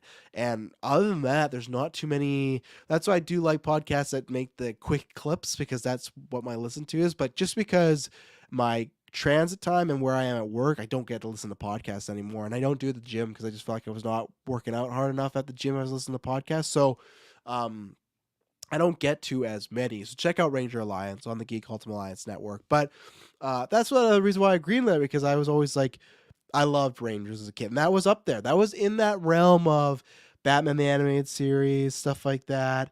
What was I going to say? X-Men, Spider-Man, stuff like that. It was in that 90s era of just cool shit for kids, like just like cartoons, The Weeknd, stuff. And I feel like I didn't know a kid who didn't watch Power Rangers. And I had so many of the toys, and my grandma always still explains it because my grandma, I feel like she's starting to, not for sure get Alzheimer's, but she's doing that thing I think you all know if you got a grandparent where they start to repeat the same story over and over, and you kind of go, okay, like we've definitely talked about this, but she talks about this whole time where I'd be in her backyard and they used to have my grandma had a huge garden and they grew corn and everything like that. And I was always in there pretend the corn was the bad guy, stuff like that. And I was always being Tommy. I was always being the Grey Ranger. It was Batman, it was Tommy. And that for me is like a huge piece of my childhood, and I feel like he is one of those that's a huge piece of everyone's childhood from the 90s. It's a huge deal that he has passed on, and it is sad. It really is, because you want someone at least to live as long as they can possibly live. So yeah, it sucks. And to me, he has a big impact because, Clay wouldn't agree, but I feel like for most people, it's like he's the favorite Ranger, right? Everyone loves him. And I think there was a reason, because even watching them back now, I feel like he's the only guy, and it's a shame they didn't go on to do anything else, but at that time, one, he was a heartthrob, like the same way Kimberly was for boys. I feel like for women, like he just had a look, the long hair, like something about him, right?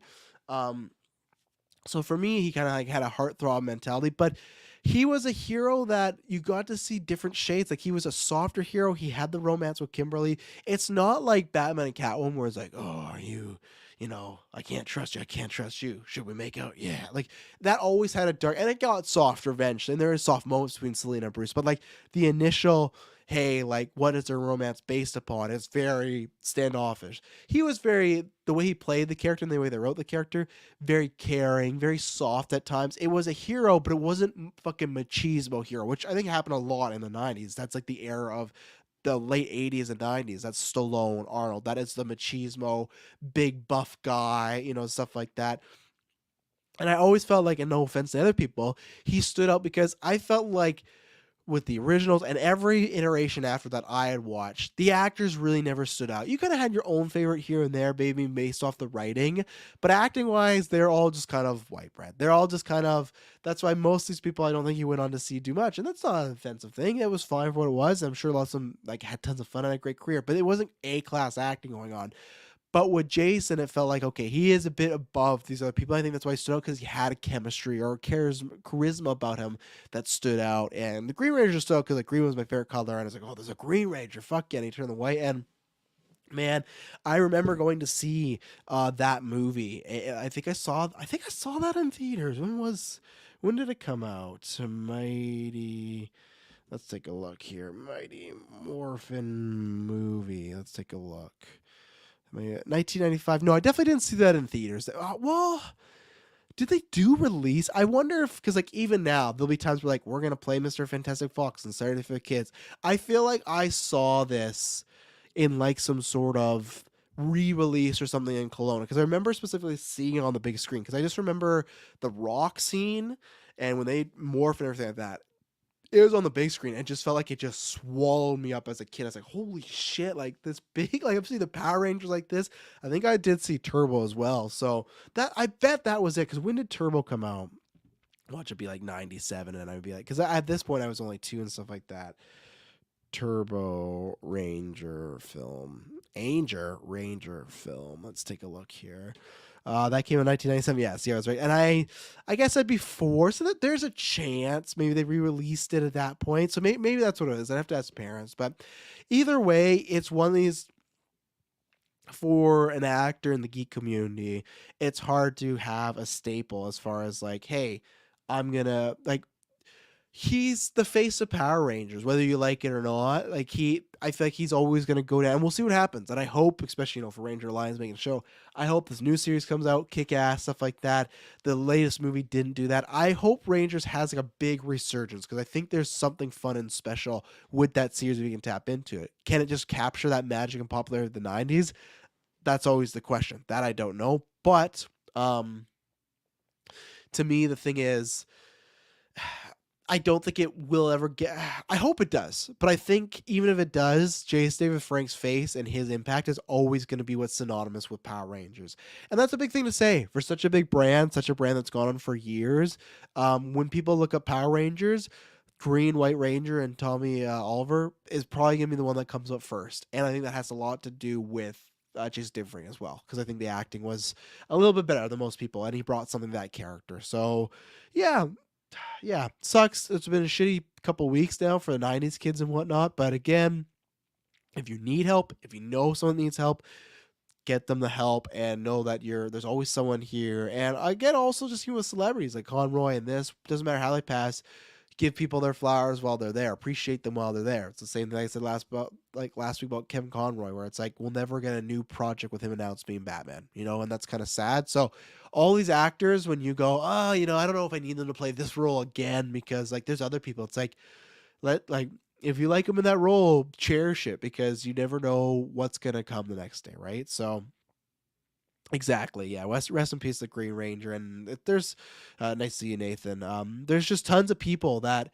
eh, it's 90s kids. It's a part of their lives, and I feel like there's so many people when they see it's the same way Conroy, when they read the Ranger stuff like that, they hear Jason Davis Frank's voice. So it's sad. It is a sad day. So again, like I said, get the help you need. Lots of links and stuff like that, or you need somebody, do that. There's lots of charities, things like that. So we're gonna take our last ad break, and then we'll be right back.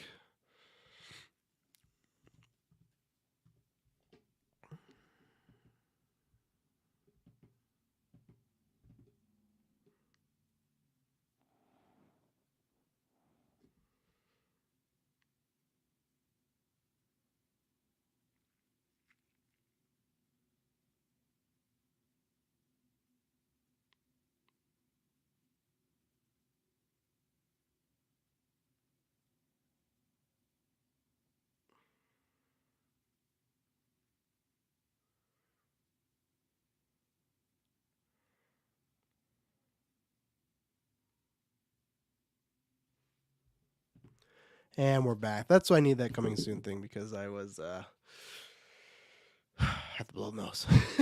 I don't want to subject you all of that. So yeah, all the entertainment stuff, all the TV movie stuff, that part's done. So if you're not into wrestling, Pickens, this is your time to be excited. But if you're not into wrestling, you can bow out now, because that's what I'm going to talk about is Full Gear and a lot of stuff. Because I've been excited to, as I talked about with the stream, the charity stream, I did not get to watch much wrestling. Even AEW, I was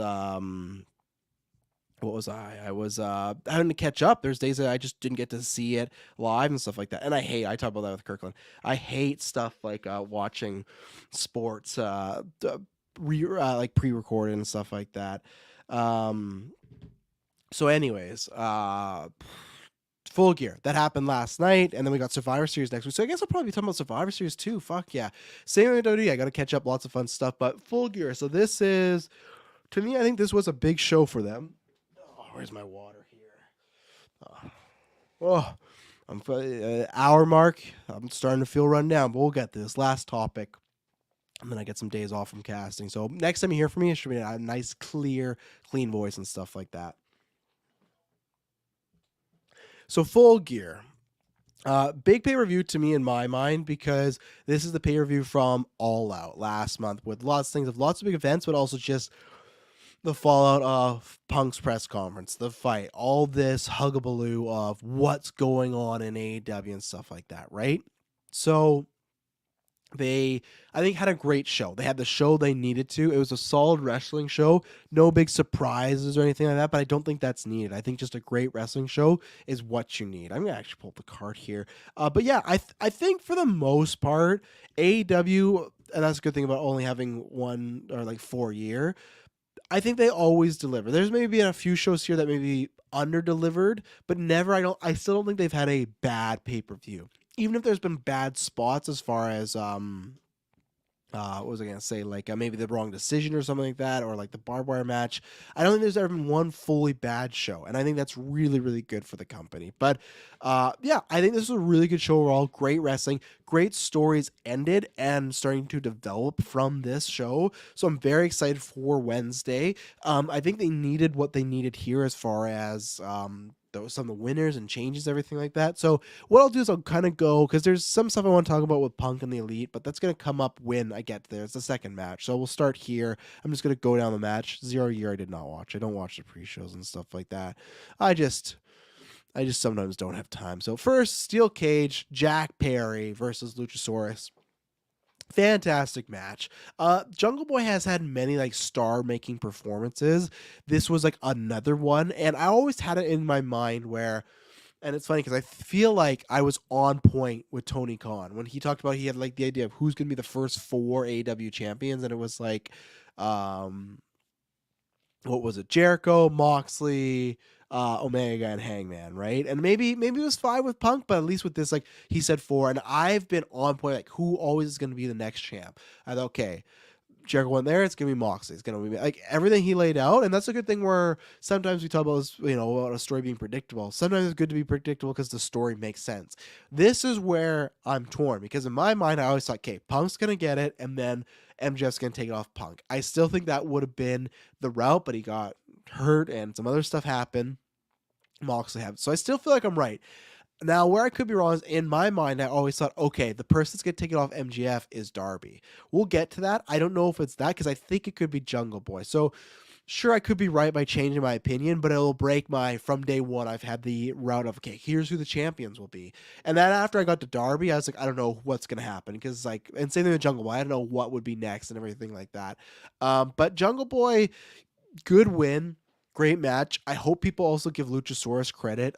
He's a guy that has improved quite a bit. Austin, I can't remember what his real name is. Saw him Big Brother. He was in NXT for a little bit, but I really hope for him, now that he's healed, that they ditch the Luchasaurus gimmick. They have some sort of story, because I feel like he could be a great monster wrestler, but he can flip, he can move. I don't even know. I don't want to say he's a better version than Kane.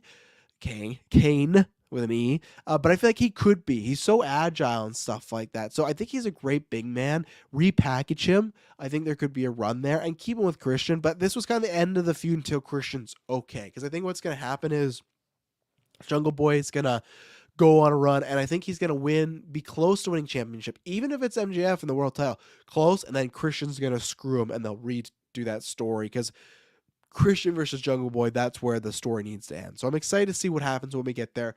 Great match. Fuck, when he jumped off the top of the cage, there was luchadors on a table, and he jumped off the top, gave him an elbow. My God. Like I said, everything aside, me and Taylor, we did that wrestling match, right? And there's, obviously some stuff in the story plan. I will say that honestly was the most painful I've been through in my life. We're going to do a commentary track on all 3 matches one time, but definitely that one.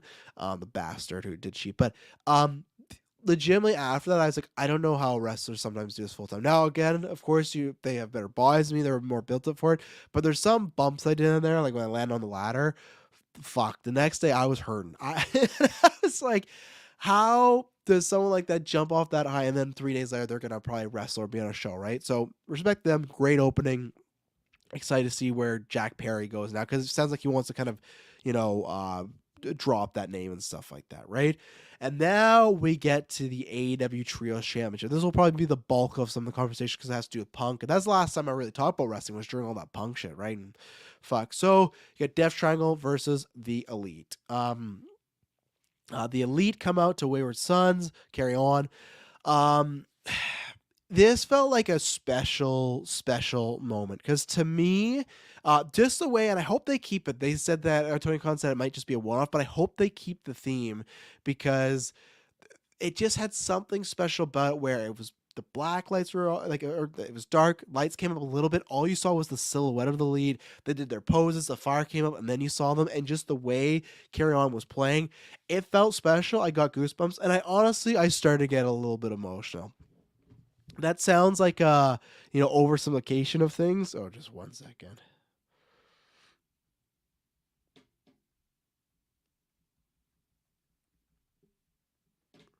Just answering the lady, because they are driving back from their trip, so I just have to make sure they're back at a certain time and got keys and stuff like that to get in the place and stuff like that.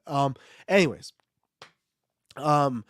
it felt, it just had this one, because what I will say is I've had issues with it's such a journey where Tony Khan's the savior, and then eventually honeymoon phase over and you start to see some stuff with the product. But either way, most of the time I go, hey, there might be a decision I don't agree with, which I'll talk about later. At the Jamie Hayter stuff is the way that was handled, but it doesn't hurt my overall, like, oh, fuck Tony Khan or anything like that.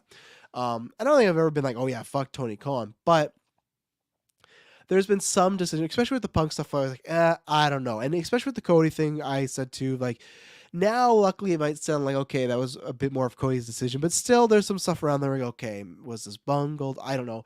Either way, I had said this months ago, where to me, if it comes down to an either or, and you choose CM Punk side versus the Elite side, that's something as like a fandom, I can never, it sounds cheesy and over the top, but I can't really forgive you for that, because of how the Elite got to this point, and they got the company to this point. And I still think, honestly, we don't know what happened exactly in that room, but we've heard enough to me to know, like, I'm definitely on the Elite side as far as what went down. I also just didn't like the press conference, taking even the locker room stuff. I didn't even like what Punk said, like, publicly and stuff like that. I felt there was way too much stuff, and I get being that's who he is, and pipe bomb and stuff like that, but there are certain levels, like, again, I always said, like, bringing up like Cole Cabana's account with his mom. It's like, I get it, you're bitter, but certain stuff where it felt cringy. Not to be like everyone says, oh, I hate that this generation just use that word, but that's what it felt like, and everything like that. So for me, this just felt like people had kind of thought that way when Cole Cabana was back on AEW a few weeks ago, but this felt like a Tony Khan being like, I'm with the Elite, like they're here, and not exactly like I'm with them, because what I hope happens, which is not going to happen, because I think Punk is one of the greatest dude all time, and I still understand having bad moments, but then Punk's not really the guy that apologizes, in my opinion, for some of the stuff. And if he feels like he was right in doing all that stuff, then granted, that's his life. I don't know the whole situation. Maybe he was in the right for doing all this and stuff like that. the perfect scenario is that they just realize they can make a lot of money. They let bygones be bygone. And even if he fully, it's sometimes when we apologize, right? We still go, I fully think I'm in the right on this thing, but maybe from their point of view, they don't feel that way. So I'm going to apologize because it hurt their feelings, hurt the situation, whatever. I would love that because I think AEW is better with all of them in it. And I would love Punk to finish out his run in AEW. There's still tons of stuff to do with MJF. There's still other dream matches. Bucks and Kenny alone, like the money they can make alone. But don't think that's going to happen. That's the perfect world. And especially like CM Punk's not even on the cover of the video game anymore, you know? So it's just like, I feel like they're distancing themselves. It sucks. But for me, in my camp of what I feel is more important and what's better for the company going forward, the Elite is the way. Even just years forward, the Elite's the way to go. So that's where it's like, yeah, sure, I've had some issues with what Tony's been doing lately, but as far as a big decision, to me, he made a right one here and made me a lot more kind of forgiving of some stuff. So I'm happy about that. And it's not just because like, oh, I'm biased, I like the Elite. I just feel like it's better for business to go with the Elite, those three guys, you know, and stuff like that. So we'll see. The Punk thing, we'll see. I don't think I think they are just waiting out for his contract or buy him out. Who knows? I hope it changes around, but doubt it. Match itself, fantastic. Some of the best, and credit to Triangle too. They are doing some good storytelling with this Ray Phoenix Pac storyline, but it all came out where it just felt like the triumphant heroes come back. They're gonna get the win, and I actually love that they did. I even thought about the midway. I'm like, you know what? The better route would be if they lost here, because one, even if there's someone in the right, they still got to fight backstage. They're still suspended. To put the titles on them again right away as EVPs would be like, now we're going to do this chase, and I think they're going to win it because what happens is Pac's doing the storyline where he keeps wanting Ray Phoenix to cheat, and he won't. But finally, in this match, when they can't beat the Elite, he hits him with the bell hammer. He cheats, pins Kenny Omega, right? Great story because with the Pac stuff, with the cheating stuff, with the EVPs coming back in real life and not just winning the titles right away. Now, then after they announced a best of 7, the match, that to me was the match tonight.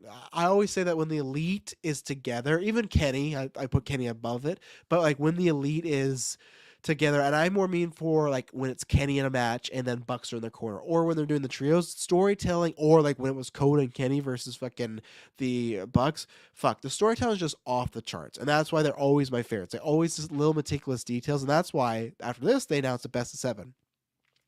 The details when we get to match 6 or 7, the callbacks, the like Easter eggs, fuck, they're gonna be so good. I think 7's a bit too much. I think 5 would have been fine. I know I saw some people suggest what if you do gimmick matches for the other ones.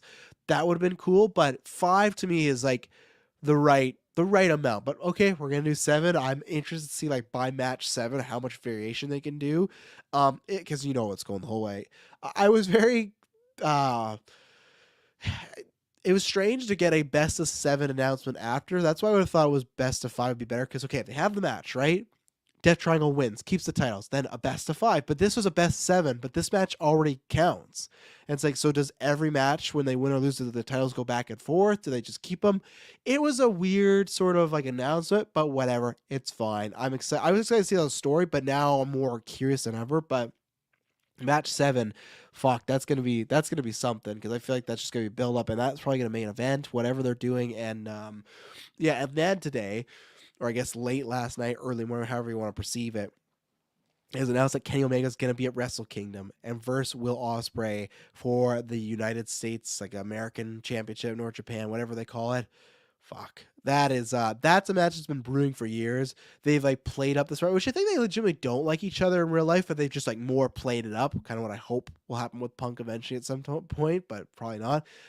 That's gonna be a banger, and I'll be tuning in to Wrestle Kingdom. So great to have them back. Fantastic match to me, best match tonight, and I thought it was actually the right call to have them lose. So very happy the Elite's back. Just warmed my heart. And it just, like I said, made me emotional. To me, they're the heart and soul of AEW. And sometimes of wrestling. So it's just like the fact that they're back, great. And I hope they keep the theme. Really do. So, and then also the other thing that, as people point out here, I'm looking through which is so funny. I'm looking at the AEW website for the results, and they're like, fans chanted fight forever, fight forever. Fans began chanting, this is awesome.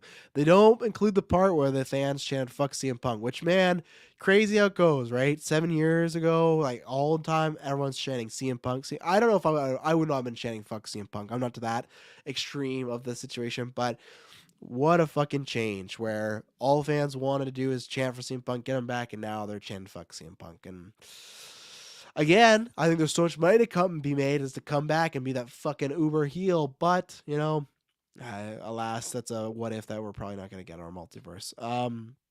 After that, and a credit to all the people. Like the next was Jade Cargill and Nyla Rose. Fine match. I think it was what it was. Two powerhouse women like doing their job.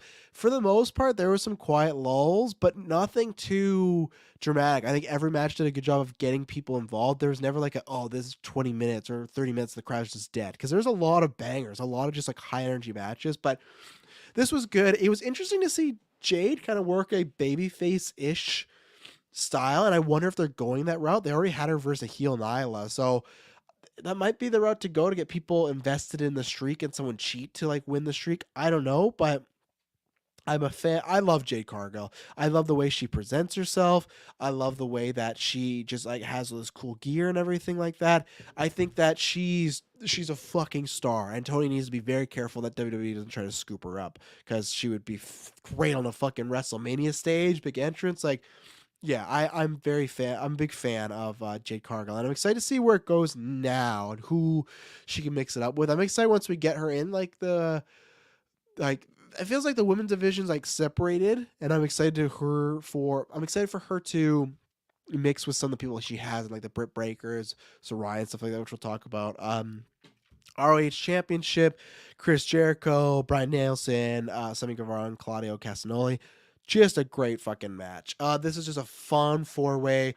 The dynamics of friends versus friends sometimes with Bryan Danielson and Claudio like being respectful fighting, Jericho and saying like trying to trick one another.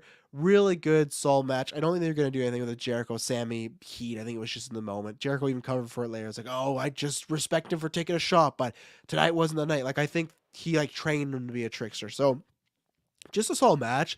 The fucking ending, which I hate the crowd when Claudio does the spins and they just like lose count and everything like that. But when he did like the elbow, whatever it's called, Judas effect, and it was like midair, and he fucking like landed on Sammy. Wow. But great match. Jericho makes sense. They got their pay-per-view coming up in December. So I think Jericho headlining that helps. And I'm interested to see what's going to happen with ROH because Tony was getting a little, I felt, heated during the media scrum when people were pressing like what's going on with ROH, and people were like, oh, you want to be at separate things. Like, well, it is a separate thing and stuff like that, but it's still not. It has this weird relationship right now. So I hope that they don't get a TV deal. I do agree with people that like making one of the Dark or Dark Elevation ROH show would be best, but he made it sound like that would be like a step down. So I really don't know. I don't know what the fuck they're going to do with ROH if they can't get a TV deal. But maybe these pay-per-views will help, and I think Jericho headlining it will, and I don't know who's going to face. It'll be interesting. So that was a good match. Let's see. Britt Baker versus Saraya. So, you know what? I feel like I'm somebody that... am I screwing up? Saraya? Oh, fuck. I think it's Saraya. Rhea. I think so. Saraya. Maybe I'm screwing up. And I hate that because she even tweeted out, like, people stop messing up my name. But either way. I think it is Rhea, because I think they say Rhea for short. I was a lot higher on this match than a lot of other people. I think because I think most people were positive on it, but I just saw a lot of people like, oh, really good for being gone for 5 years. No, that's fucking great for being gone for 5 years with a neck injury, and she didn't get to bump that much. Like, I thought, one, there's two things which I hated the camera screwed up. They did this bump where she went down. If people are listening to this that don't know, she broke her neck in real life, given a situation where, hey, you might not be able to wrestle again. Took 5 years to get cleared, healthy, and everything like that. They do this spot where she gets bumped and falls down. She's pretending her neck's hurt, and then she looks at Brent and like gives her a wink and a smile. It sucks because they didn't get the smile wink on camera. You could just kind of see from their body motion, but that was fun. I also forgot how much I loved watching Rhea like wrestle, because I remember, and I hadn't seen her in the independents at all, because I feel like around, I don't know when I saw like watching indies and ROH. I feel like it was sometime in between like probably 2012, because not to sound like Emily's fault, but just once I got a relationship, I was watching less wrestling. So around then, and I didn't know who she was, but I just remember NXT early on seeing previews like, who's this girl? She had a unique look. She had like an aura about her. And then I watched, the first match I ever saw of her was her and Emma at that takeover. I was like, fuck, this girl could go. Emma too, but Paige at the time just stood out. And I remember that she just has this aggressive, very British style wrestling, but she's aggressive, but she also just like has a great character. She's she's great at, whether she's a babyface or a heel, to me, standing out in the middle of a match, selling stuff like that, facial emotions. So I was always a big fan. I don't know at one point if she's like my favorite female current wrestler, but I feel like she was. I feel like once AJ left, like Paige was the go-to, and I like that. Britt, who continues to be one of the best characters, promo in the ring. She always knows where the camera is. Soraya's brother was in Soraya's brother was in the front row, and she did a great job of beating her up in front of her. She blew a kiss, and like, how do you like that, brother? Like, she plays to not just like, oh, it's about the match. It's all the things around the match that she does such a great job of portraying that. And then they had fucking Saraya, like she was bumping all over. She took like a swinging net breaker on the concrete. Sure, it's matted, but she could have played it a lot safer for her first match. And to me, it was a really good match. I like, for what the comeback match, what they're telling, I was really happy with it. And I think it should get her a lot more credit. Was she a little rusty? Sure, but didn't look like that much rust, to be honest, for someone that hasn't been gone for 5 years. So I was really happy with that. Happy she's back. Happy to see what run she could go on. And yeah, I'm excited for this feud to continue. And Britt's great. Like, yeah, I was really happy with this entire package. So Wardlow versus Joe versus Hobbs. This was a fun triple threat, just like big dudes beating up each other, power moves. I was surprised because I thought Hobbs was going to take it. I was very surprised they gave it to Joe, and he's a double champ. I guess it's going to go in the pay-per-view. The ROH one, just having two titles, is kind of a good aesthetic. I'm just happy Wardlow doesn't have the title. I think Wardlow had a good natural progression. He had like a mini Batista arc. The MJF thing happened, and sure, MJF thing was gone, so kind of like there was that controversy at the time, so it kind of ruined that match and made people just think about MJF instead of Wardlow. But to me, this powerbomb Finley is actually what killed him for me, and I feel like it's like a fun enough gimmick, but it gets too like cartoony wrestling. It feels way too 80s for me, and he's starting to feel 80s. Where I didn't feel like he felt like that way during the Pinnacle rise up and stuff like that. So losing the title, I think, will actually be good for him. But it was a boring run, and I think Joe can at least do something with it. I think Hobbs should have actually gotten it because he hasn't gotten the title yet. But I think Hobbs might get it later on. So Sting, Darby Allin versus Jay Lethal and Jeff Jarrett. This was just a fun like beat 'em up match. You've seen this before. Sting and Darby, they have these street fights, no DQ matches. They fight guys, they use weapons, they do spots, and it's over. Sting does a couple woos, he pounds his chest, hits Scorpion Jeff drop, gets the win. I like this, but much like we were talking about in the Marvel portion, the evil Superman thing, I think I'm close to. I could take one more Sting and Darby team match, and I think I'm done with it. There's two things I want. The first one I don't need, but I'd want. I want Sting. I'd love it if Sting turned on Darby, or vice versa. But I think Darby is the babyface is the better route. I think you got to break them up. I think we're close to that.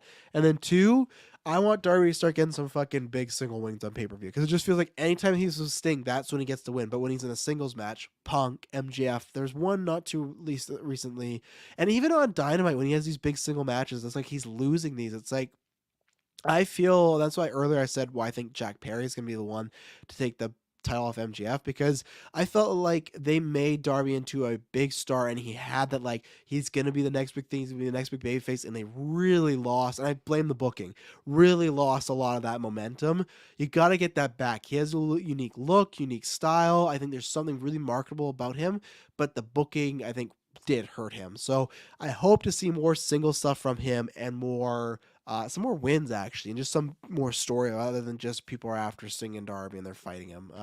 It was fun to see Sting and Jarrett back together. I was a fan of TNA back in that like 03 to 06 era, and I was actually a fan of the Jarrett Sting feud, so I think that was a good callback, and I like that there was even a TNA chant.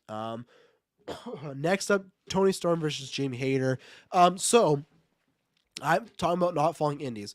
I think I said this before. When Hayter came on to the scene in AEW, and people were saying, "Oh, good signing." I had no idea. Never seen her wrestle. I'm a massive fan. I don't know if she's my favorite.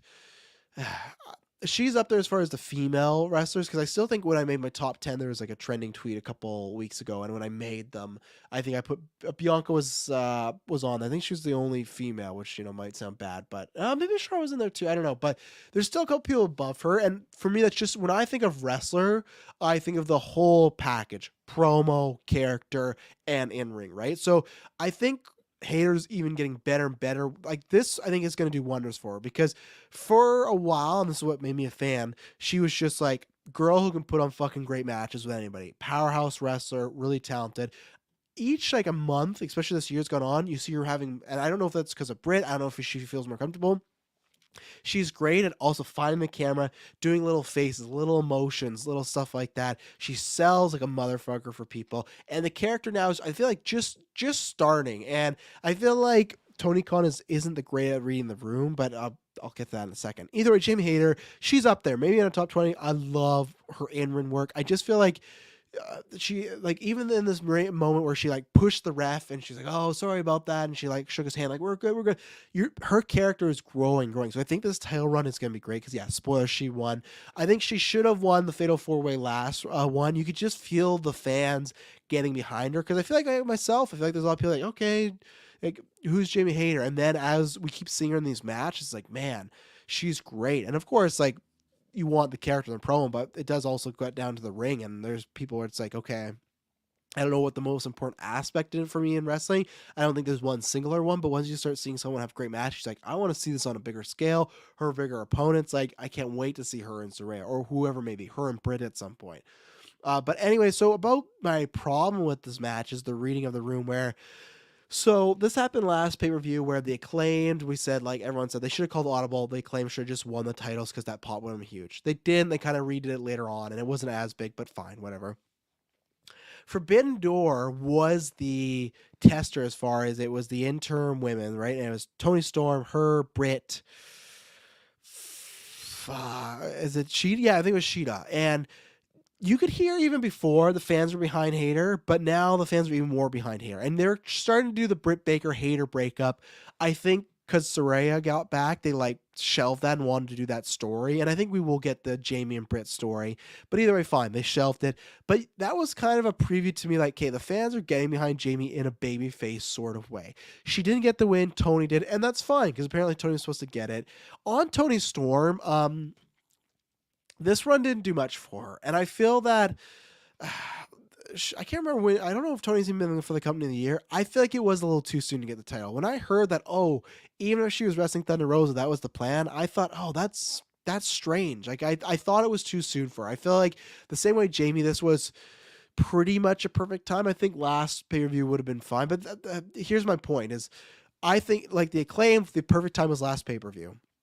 I actually don't feel that way with Jamie. I do feel like this was the perfect time. Maybe not the perfect circumstances. I don't get in that. But I feel like it was perfect because the fans was a grand swell. The Toni Storm run wasn't really popping. And I feel like this will set up Britt and Jamie breakup storyline, right? What my issue with it was that Forbidden Door, you kind of got a preview of, hey, people are naturally getting behind Jamie. And Tony Khan does this weird thing where I get you don't want heels and baby faces, but you have a way to create a natural babyface here with Jamie Hayter. They should have just done Toni versus Jamie, woman to woman, one-on-one, beating the shit out of each other, because it was like a hard-hitting match. Toni looked like she broke her nose. I should say Storm, so I don't mix it with Khan. But it was a good match. But then you had Reba and you had Britt like 3 separate times interfere, and the crowd's cheering because they just want Jamie to win, right?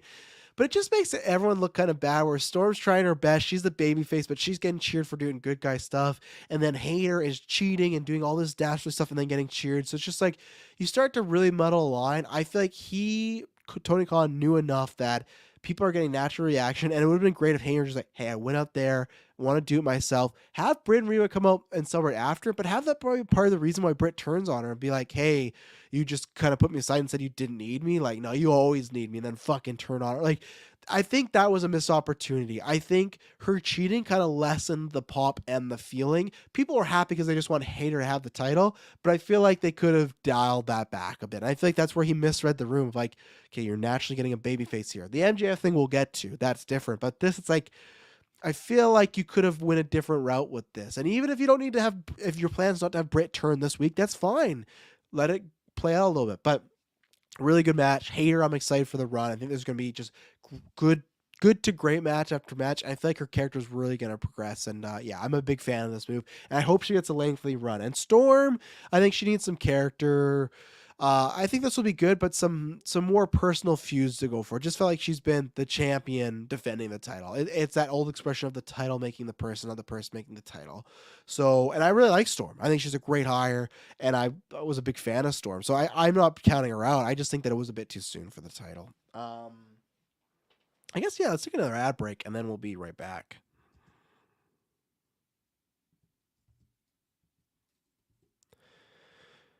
And we're back. So, 2 matches left. Let's see here. The Acclaim versus Swerve Strickland and Keith Lee. This was fine. This was the weakest of the 3. This to me felt like more of a Dynamite match. The placing's all off where the Acclaim should have won that first one. The Dynamite match that did actually happen had like a lot of heat, and the Acclaimed one. And then you had this one that felt more like a TV match. This match was good, but to me it was just to get Swerve and Keith Lee to break up. I think that's good. I think they'll have a good storyline if they do go through with it. Swerve is really fun as a heel. I liked Swerve when I saw some stuff in NXT, and they're kind of making this underdog babyface. This kind of piece of shit, like grimy, just the way he just looks. He just makes face that he's evil. Like he just looks like he plays the asshole so well when he wants to. He's very arrogant, and that's what I like. But he's dangerous. Really smooth in the ring.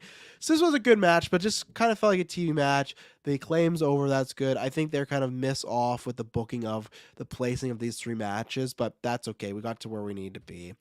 And then finally, we got the main event, Jon Moxley with William Regal versus MJF. And the with William Regal part is really important. So on the Dynamite last week, they did this promo where, just went back and forth. And the last shot was MJF, Regal, and then MJF and Moxley staring each other down, Regal in the middle. And I was okay.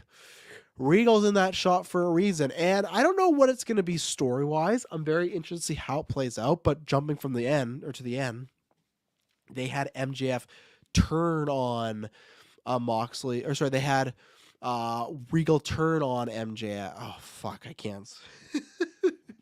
MJF was helped by William Regal to fuck over Jon Moxley. Moxley hopefully is going on vacation. He was supposed to be before the Punk suspension happened and they became champion, stuff like that. I don't know what the story is going to be. I think they definitely laid the seeds with the groundwork of Regal and MJF having one of the greatest, maybe the greatest MJF, or sorry, just AEW promos ever between those two. Throughout these last few weeks, I never bought that they were doing the face turn with MJF. They're doing lots of hinting and stuff like that. He was helping Jon Moxley. So I'm interested too to see what they do with the Firm, because they had the Firm attack Moxley and MJF kind of turned his back on the Firm. I thought what was going to happen is they were going to make it look like the Firm was going to come down. I didn't think Regal was 100%. I thought it was definitely in play, but I didn't think it was 100%. But I thought they were going to make it look like the Firm was going to beat on MJF, and then they beat on Ambrose.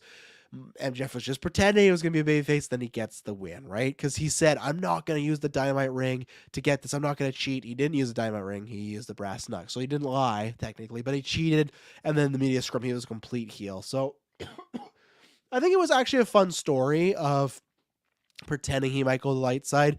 But MJF as a heel right now is where the money is, even though I think the babyface turn is going to have to happen. I think there's only so much longer you can do that. It might not have to happen in the title run. I don't know. But if you can get a sympathetic babyface like a Darby, like a Jungle Boy, you can keep that. But and the rumor is he doesn't want to turn babyface. So I think him wrestling New Jersey, he gets to stretch that muscle. But I think Regal turning on and Regal and him together can reinforce that.